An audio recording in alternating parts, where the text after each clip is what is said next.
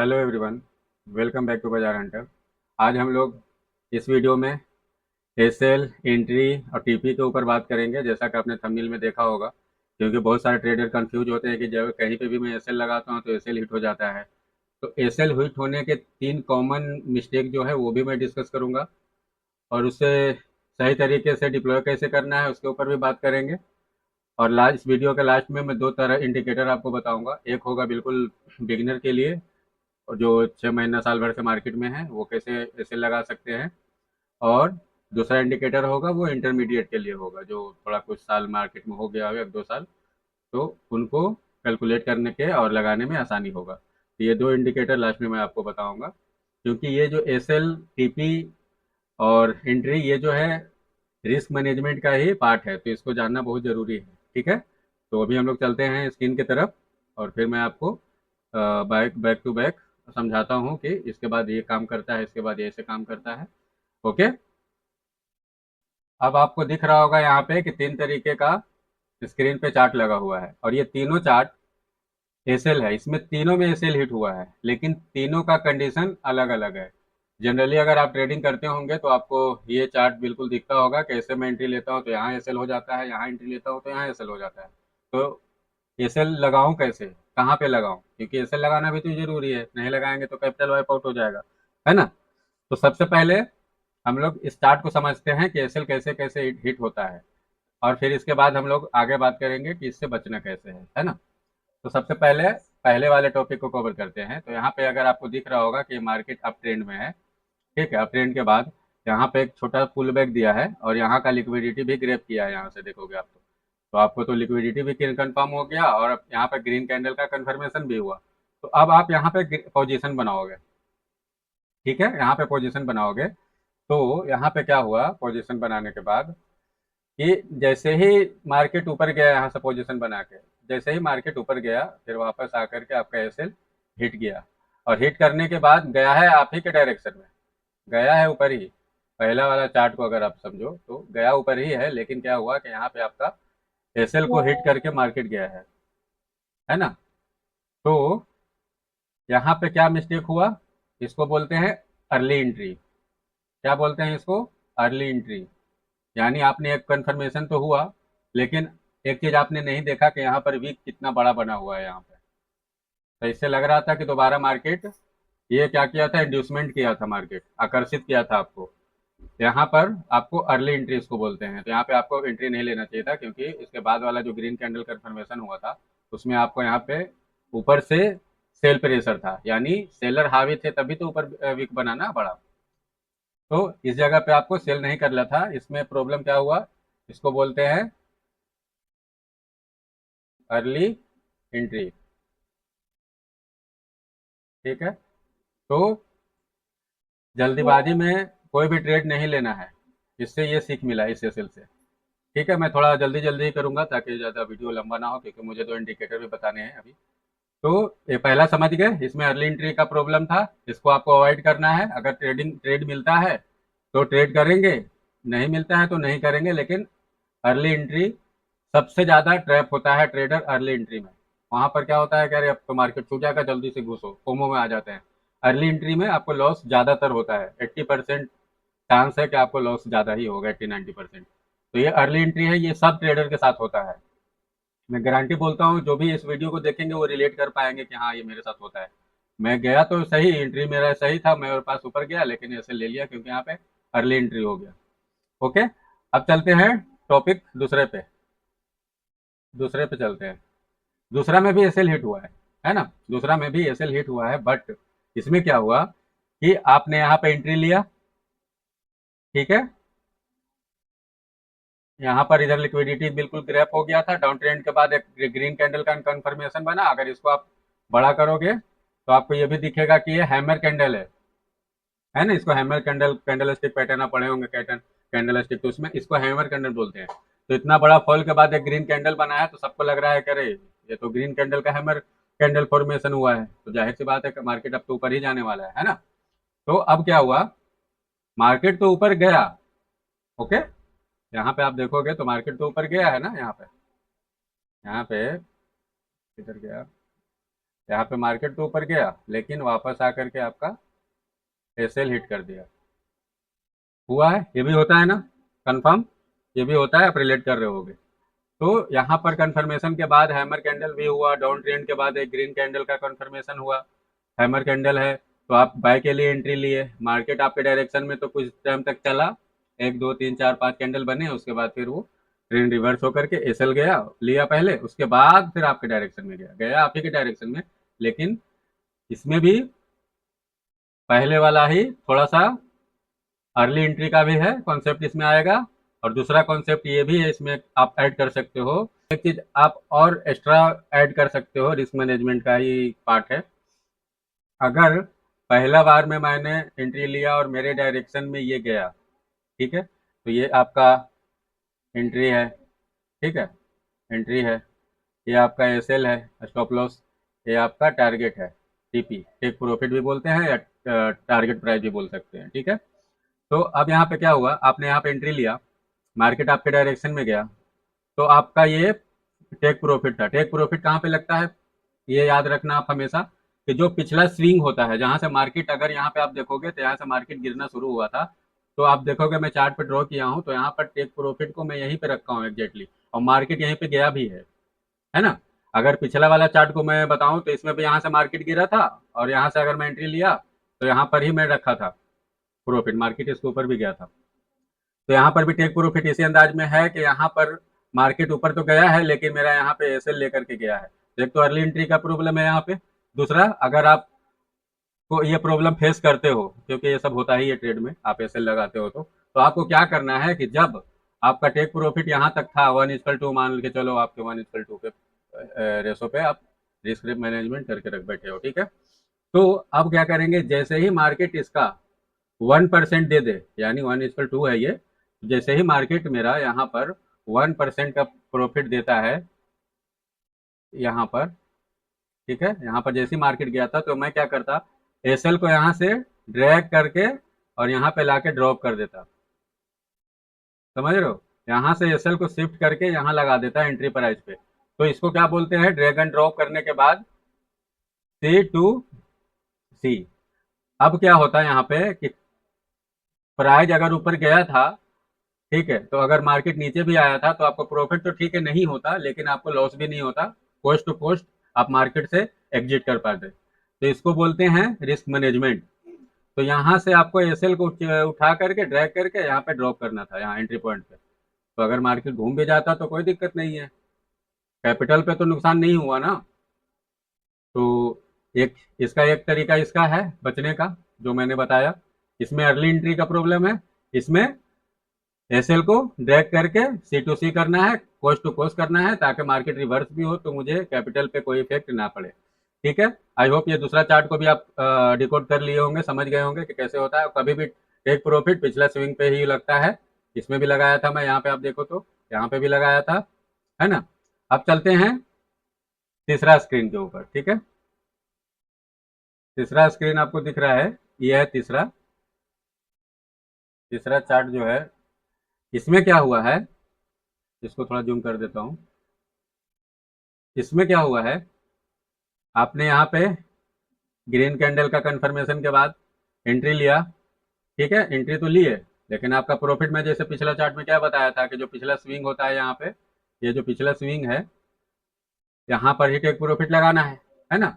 यहाँ तक तो मार्केट आपको दिया तो आप तो हैप्पी, लेकिन यहाँ पर क्या हुआ कि यहाँ पर भी पिछला स्विंग ये है, ये एरिया है ना, ये एरिया पिछला स्विंग है यहाँ पे। तो मैं जब यहाँ पे मार्केट में एंट्री लिया ग्रीन कैंडल एक दो कंफर्मेशन के बाद, तो मैंने तो यहीं पे टारगेट लगाया है ना, यहाँ पे ये मेरा हो गया टीपी, ये हो गया एंट्री, और ये हो गया एसएल, ठीक है। इस तरह से मैंने एंट्री लिया मार्केट में। अब क्या हुआ, ये मेरा टारगेट था, इसके हिसाब से मैंने एंट्री लिया, मेरा प्रॉफिट यहीं पे बुक हो गया, मेरे मेरे डायरेक्शन में तो गया लेकिन मेरा प्रॉफिट बुक हो गया। अब आपको रिग्रेट होगा कि यार रुकते तो और मार्केट ऊपर जाता, क्योंकि आपको दिख रहा है कि मार्केट तो और ऊपर गया है ना। आपको तो यहीं पे निकाल निकाल दिया मार्केट, क्योंकि आपने टीपी यहीं तक लगा रखा था टेक प्रॉफिट में।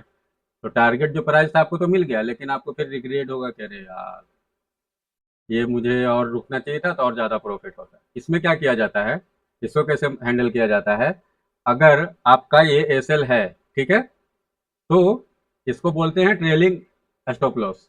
इसको क्या बोलते हैं? Trailing stop loss. Trailing stop loss. तो ये कैसे काम करता है? अगर मार्केट आपके डायरेक्शन में गया, ठीक है, तो उससे पहले यहाँ पे ये जो एसएल है, यहाँ पे जो था एसएल, इसको यहाँ से उठा के, यहाँ से एसएल को उठा के, एसएल को यहाँ से ड्रैग करके यहाँ शिफ्ट करेंगे, पोजीशन को क्लोज नहीं करेंगे। समझ रहे? ट्रेलिंग स्टॉप लॉस क्या होता है? तो अगर मार्केट मान लो यहाँ से नीचे भी गिर जाता है, यहाँ से अगर मार्केट इस तरह से नीचे भी गिर जाता है तो भी मुझे फर्क नहीं पड़ता, ठीक है, क्योंकि मेरा एसएल तो यहाँ तक है लगा हुआ है ना, मैंने यहाँ से एसएल को शिफ्ट करके यहाँ पे लगा दिया, तो अब मेरा एसएल यहाँ हो गया। तो अगर मार्केट मेरे डायरेक्शन में ऊपर नहीं जाकर के नीचे भी घूम जाएगा तो भी मैं इतना एरिया तक प्रॉफिट लेके निकलूंगा मार्केट से। ये जो एरिया है इतना मुझे प्रॉफिट मिल जाएगा। तो इसी तरीके से ट्रेलिंग स्टॉप लॉस को ऊपर की ओर लेके चला जाया जाता है। ठीक है, तो आप समझ गए होंगे तीनों कॉन्सेप्ट को। और ये तीनों कॉन्सेप्ट आप ट्रेडिंग करते हो तो आपके साथ होता होगा, तीनों चार्ट आपको दिखने को मिलते होंगे जब भी आप एसएल वगैरह लगाते होंगे तो। और एसएल, अब चलते हैं एसएल लगाने का सही तरीका क्या होता है उस पर बात करते हैं। ये मैंने बचने का उपाय बता दिया कि एसएल को कैसे हैंडल करना है, क्योंकि ये रिस्क मैनेजमेंट है तो ये भी जानना आपको जरूरी है। ठीक है, अब आपको स्क्रीन पे दिख रहा होगा कि तीन तरीके का चार्ट है। ये कोई स्ट्रेटजी नहीं है, इसमें मैं बस बताया हूँ कि सही तरीके से एसएल को कैसे लगाया जाता है। ठीक है, इसको आपको ये स्ट्रेटजी मत समझना। तो सबसे पहला जो चार्ट है, इस वाले चार्ट को अगर आप देखते हो तो मान लो अगर आप असेंडिंग ट्रायंगल इसको बोलते हैं, अगर आप कोई स्ट्रेटजी फॉलो करते हो तो आप, मुझे नहीं लगता कि उसको तो मैं बता ही नहीं सकता कि एसएल कैसे लगेगा वहाँ पे, क्योंकि अगर आप स्ट्रेटजी फॉलो कर रहे हो तो एसएल आपको पता रहेगा कि कैसे लगाना है। तो बस एक आइडिया के लिए समझाने के लिए इसको भी मैं ले लिया हूँ। मान लो ये असेंडिंग ट्रायंगल है, और यहाँ पर जैसे ब्रेक डाउन हुआ तो यहाँ पे तो आप एंट्री नहीं ले सकते रेड वाले कैंडल पे। जूम कर देता हूँ, इस वाले रेड कैंडल पे तो एंट्री नहीं ले सकते क्योंकि कंफर्मेशन होना भी जरूरी है, यहाँ से भी फुल मार्केट ऊपर हो सकता है चार्ट। तो आप यहाँ पे एंट्री लिए, ठीक है, तो अब यहाँ पे अगर आप स्ट्रेटेजी फॉलो कर रहे हो असेंडिंग ट्रायंगल का, तो यहाँ पर एसएल लगेगा, यानी इस वाले ब्लू लाइन का जो असेंडिंग ट्रायंगल है उसके ऊपर इस चार्ट पे एसएल लगेगा। तो यहाँ पे अब आपका एसएल और टारगेट और एंट्री होगा, अगर आप ये एसएल, एंट्री और टीपी, टीपी, ठीक है। तो इस तरह से ये अगर आपका खुद का स्ट्रेटजी है तो उसके ऊपर आप खुद से अप्लाई करोगे, तो मैं इस पे ज़्यादा कुछ समय नहीं लगाऊंगा। अब आते हैं दूसरा वाला स्ट्रेटजी पे। ठीक है, दूसरा स्ट्रेटजी का मतलब क्या है कि जैसे ही मार्केट, ठीक है, जैसे ही मार्केट गिरा और इधर का लिक्विडिटी ग्रैब किया, ठीक है, तो ग्रीन कैंडल बना, ओके, लेकिन मैं यहाँ पे एंट्री नहीं करा। अगर आपको मैं जूम करके दिखाऊं तो मैं यहाँ पे एंट्री नहीं करा हूँ, मैं एंट्री किया हूँ इस वाले कैंडल पे। यहाँ पे अगर मैं एंट्री करता तो जो मैं, जैसे कि मैंने पहले बताया था कि ये अर्ली एंट्री हो जाता, और अर्ली एंट्री में ट्रेडर बहुत ज़्यादा फंसते हैं, तो अर्ली एंट्री नहीं करना है। तो अभी आप देख रहे होगे कि ये ग्रीन कैंडल हैमर भी था, फिर भी मैं एंट्री नहीं लिया, मैं एंट्री लिया यहाँ पे, है ना। तो एंट्री जब मैं यहाँ पे लिया तो मेरा एसएल इसके नीचे, स्विंग लो के नीचे एसएल होगा, ये मेरा एसएल प्रॉपर लगा हुआ है। तो ये है मेरा, एक मिनट, ये है एंट्री, ये है टीपी, और ये है एसएल। इसमें आप देखोगे कि मैंने जल्दबाजी नहीं करा, वेट किया, फिर मुझे कंफर्मेशन मिला कि ग्रीन कैंडल को, सॉरी, रेड कैंडल को मार्केट ने ओवरलैप कर दिया है ग्रीन कैंडल से। जब मैंने यहाँ पे एंट्री बनाया तो एसएल सही से, एसएल कहाँ लगेगा, ये नहीं कि इधर आधा में लगा देंगे या इसके नीचे, नहीं, इसका जो लाल वाला वीक है ना, क्योंकि यहीं से मार्केट पुल बैक हुआ है, यानी उठना शुरू हुआ है, तो ये रेड कैंडल जो है उसके थोड़ा सा बफर देना जरूरी भी होता है। कई बार मार्केट क्या होता है कि इसके एकदम पास में आके वापस जाता है, तो आपको बफर देना जरूरी है, तो थोड़ा सा बफर दे करके मैं एसएल लगाया हूँ। टारगेट जैसा कि मैं बताया आपको, टेक प्रॉफिट, ये जो पिछला स्विंग होता है उसके सामने ही आपको टेक प्रॉफिट लगाना है, तो ये टेक प्रॉफिट यहाँ लगता है पिछला स्विंग के पास। एंट्री आप कंफर्मेशन के बाद एंट्री लोगे, एसएल पिछला स्विंग के नीचे लगेगा। ठीक है, अब आ जाते हैं, एक और चार्ट है चार्ट को समझने के लिए, है ना, इस वाले चार्ट को, क्योंकि ये दोनों तो समझ गए, और अब इस पे बात करते हैं कि ये क्या है। तो इसमें क्या हुआ है कि मार्केट डाउन ट्रेंड में हुआ, ठीक है, मार्केट डाउन ट्रेंड में था, एक ग्रीन कैंडल का कंफर्मेशन हुआ कि अब मुझे लगता है कि मार्केट शायद ऊपर जाएगा, क्योंकि इधर से लिक्विडिटी ग्रैब कर लिया है, अब इधर कुछ जगह नहीं है लिक्विडिटी लेने का, तो मार्केट एक कंफर्मेशन दिया, तो मुझे अब लग रहा है कि ऊपर जाएगा। अब एक ग्रीन कैंडल हुआ और दूसरा रेड कैंडल हुआ, फिर लेकिन जब तीसरा ग्रीन कैंडल बना तो इसके ऊपर जा रहा था मार्केट। ये जो वीक है इसका कैंडल का, ये वाला जो वीक है इसके ऊपर मार्केट जा रहा था। तो बहुत सारे ट्रेडर के साथ ये भी होता है, ये भी आप रिलेट करोगे अपने आप पे, कि जब मार्केट जैसे ही ऊपर जाने लगता है ना, तो पब्लिक ट्रेडर सोचता है कि अरे मेरे से ट्रेड छूट जाएगा, क्योंकि यहाँ पे तो कंफर्मेशन दे ही दिया है और मार्केट इस वीक का हाई भी निकाल रहा है, तो अब मार्केट ऊपर ही जाएगा। ओके, जाएगा, लेकिन यहाँ पे क्या हो रहा है आपके साथ, फोमो आ रहा है, आपको डर लग रहा है, और फोमो, ग्रीड, लालच आ रहा है, फोमो आ रहा है, मार्केट छूट ना जाए, ठीक है, तो फिर मैं ट्रेड नहीं कर पाऊंगा। अब इसमें क्या करते हैं लोग कि जहां पर जैसे ही ये हाई निकालता है नेक्स्ट कैंडल या सेकंड कैंडल, तो यहीं पे एंट्री ले लेते हैं। तो यहाँ पे क्या होता है वो भी अभी मैं समझा देता हूँ। ये हो गया आपका एंट्री पॉइंट, ये हो गया टीपी, और ये हो गया एसएल, ठीक है। तो इसमें क्या हुआ, यहाँ पे एंट्री ली, अब आपका क्या हो रहा है, यहाँ पे एसएल देख रहे हो कितना बड़ा हो रहा है, ये जो है ना फोमो है, मार्केट मुझसे छूटने जाएगा। तो इसमें क्या हो गया, एसएल आपका बहुत ज्यादा हो गया। आपने टारगेट तो ठीक लगाया कि चलो ठीक है, ये मेरा पिछला स्विंग है यहाँ पे, तो यहाँ पे इसके सामने आपने टीपी लगाया, टेक प्रॉफिट, लेकिन एसएल कितना बड़ा हो रहा है, तो ये सही तरीका ट्रेड करने का नहीं है।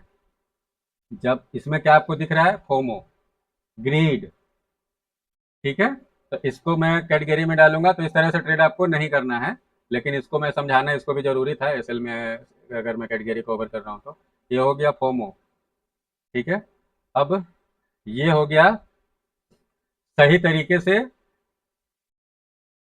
ये तो है अपना personal personal strategy.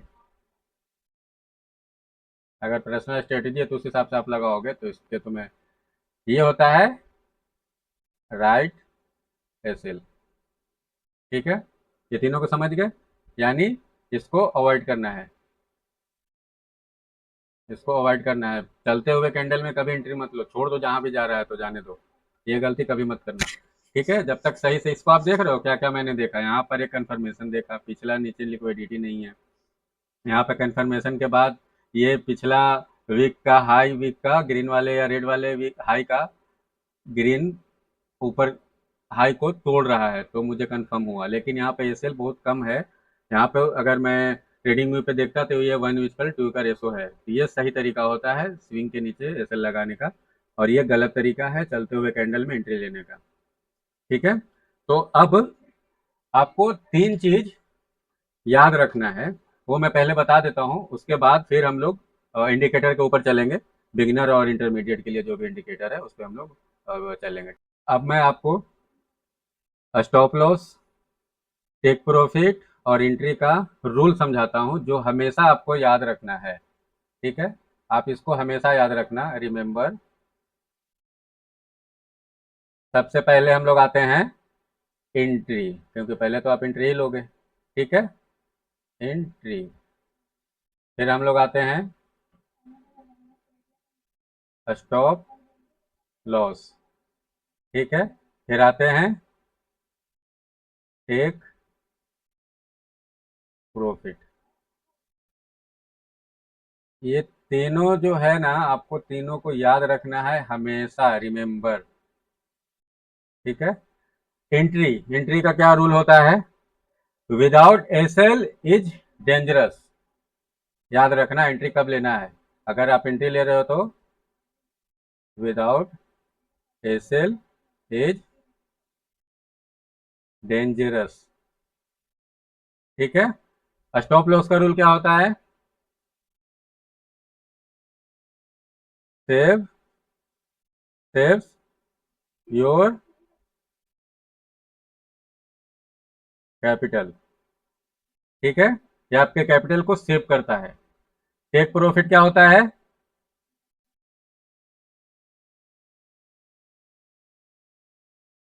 Control emotion, emotions. इसको आप चाहिए तो कहीं पे लिख लो या फिर याद रखना, रिमेंबर।